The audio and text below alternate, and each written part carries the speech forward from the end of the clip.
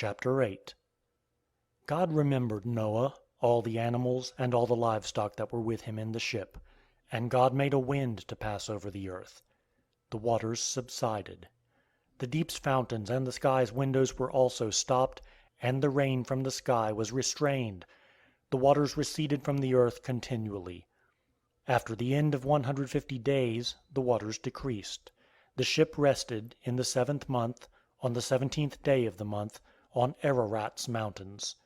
The waters receded continually until the 10th month. In the 10th month, on the 1st day of the month, the tops of the mountains were seen.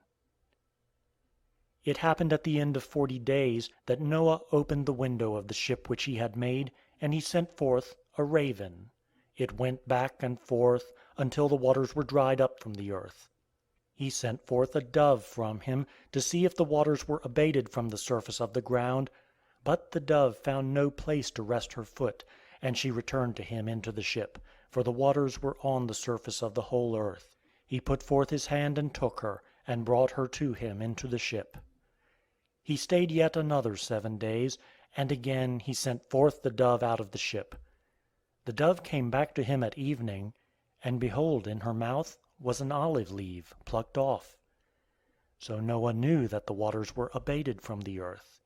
He stayed yet another 7 days, and sent forth the dove, and she didn't return to him any more. It happened in the 601st year, in the 1st month, the 1st day of the month, the waters were dried up from the earth. Noah removed the covering of the ship, and looked. He saw that the surface of the ground was dried. In the 2nd month, on the 27th day of the month, the earth was dry. God spoke to Noah, saying, "Go out of the ship, you and your wife, and your sons wives with you. Bring forth with you every living thing that is with you of all flesh, including birds, livestock, and every creeping thing that creeps on the earth, that they may breed abundantly in the earth, and be fruitful, and multiply on the earth." Noah went forth, with his sons, his wife, and his sons' wives with him. Every animal, every creeping thing, and every bird, whatever moves on the earth, after their families, went out of the ship. Noah built an altar to Yahweh, and took of every clean animal, and of every clean bird, and offered burnt offerings on the altar.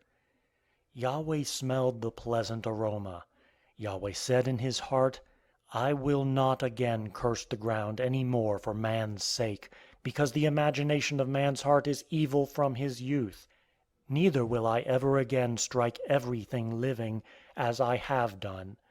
While the earth remains, seedtime and harvest, and cold and heat, and summer and winter, and day and night shall not cease."